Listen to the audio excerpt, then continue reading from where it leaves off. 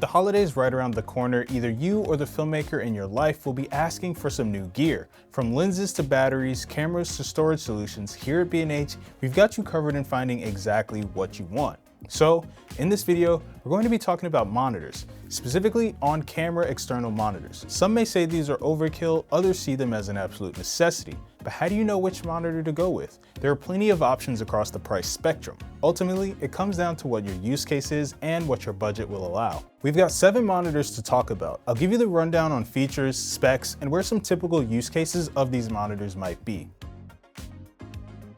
To start out, let's talk about the DesView OL7S 7-inch. This monitor comes in at a really affordable price and is excellent for someone looking to dip their toes into the waters of on-camera monitors, but don't exactly need all the bells and whistles of the higher-end models. It's got a nice 7-inch touchscreen display with a 1920 by 1080p resolution that can reach up to 1200 nits brightness, which is great for viewing outdoors. The display also supports up to 4K 60 input and loop output. The body is solid, made from aluminum alloy. This allows for advanced heat dissipation.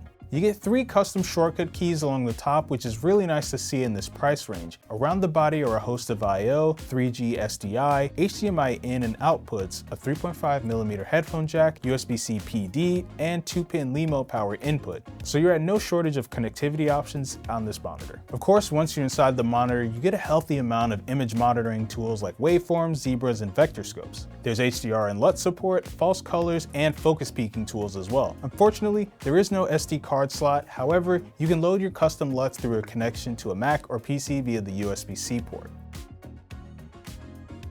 Jumping up a tier brings us to the mid-range of monitors. Since there are a handful of monitors in this tier, I'm going to highlight the features that these monitors have and the differences between them. On-camera monitors by and large feature similar specs and tools across the brands, so ultimately it comes down to which one best suits your needs. In the mid-range, we have the Hollyland Pyro 7, the Accsoon Cineview M7 Pro, the Atomos Ninja TX Go, and the Atomos Shinobi 7 RX. These are all excellent monitors that offer plenty of flexibility for not just video shooters but productions in general. The M7 Pro, Pyro 7, and Shinobi 7 RX, as their names suggest, are 7-inch monitors with touchscreen displays. The Pyro 7 is actually 1200p, giving it a 16 by 10 aspect ratio. The Ninja TX Go is a 5-inch monitor with a 1080p touchscreen display. The brightest of the bunch is the Shinobi 7 RX, reaching a whopping 2200 nits, overpowering even the harshest of sunlight conditions. From there, you get 1500 nits with the Ninja TX Go, 1200 nits on the Pyro 7, and 1000 nits on the M7 Pro. 3 of the 4 monitors come with HDMI and 3G SDI in and outs. Here is a comparison of all the supported resolutions and frame rates supported by these connections.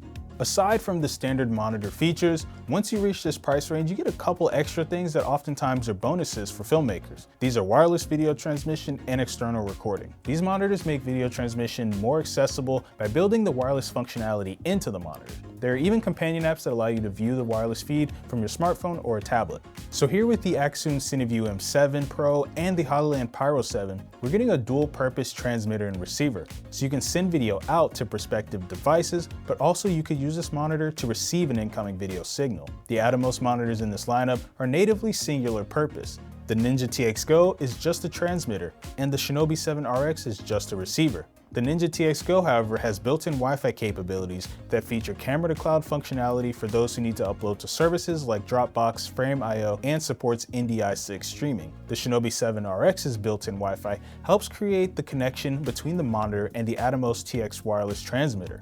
All of the monitors except the Ninja TX Go offer a minimum latency of 60 milliseconds for a 1080p stream and can be used at varying distances, with the Pyro 7 reaching a maximum of 1300 feet before signal degradation. With regards to recording, all of the monitors here except the Shinobi 7 RX have recording capabilities. The Pyro 7 supports recording to a single SD card up to 40 minutes in a session. The Cineview M7 Pro also supports recording to an SD card, but it can also record to an external SSD.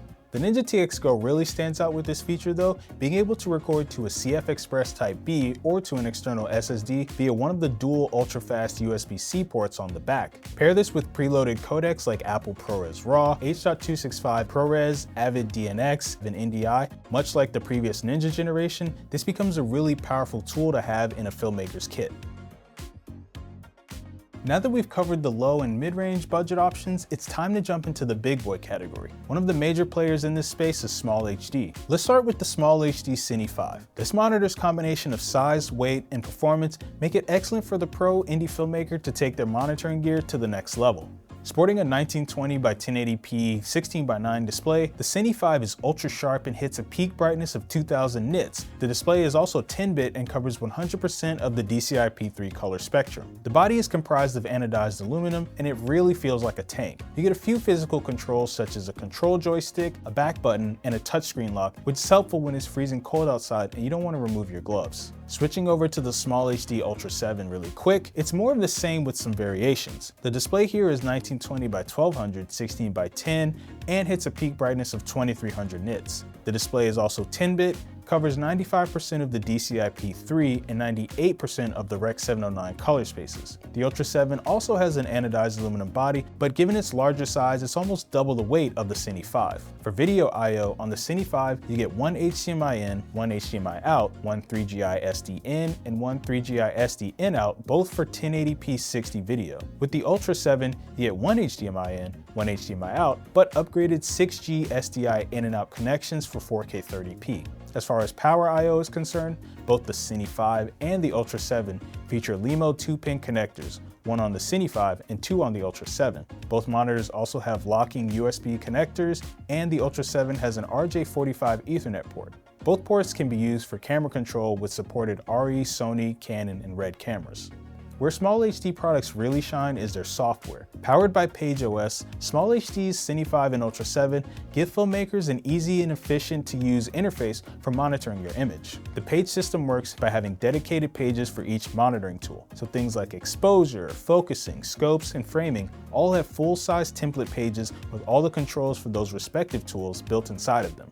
You're given the ability to also create custom pages with the tools of your choosing to mix and match as you please. No matter what your price range, there are monitors for the filmmaker in every bracket. If you're a beginner or a film student, the DesView OL7S makes an excellent option. For content creators or those doing run and gun, these four are excellent options as you get a lot of features for your price. And for those looking for a more higher end option, say you're producing indie films or working in the corporate video space, either of the Small HD options are great as they have features that are tailored towards professional video shooters. Wading through page after page of products can be challenging, but hopefully in this video you've found some helpful information for picking out an on-camera monitor. As always, if you want to experience any of these products in person or you have any questions, our experts in the B&H Superstore would be more than happy to help.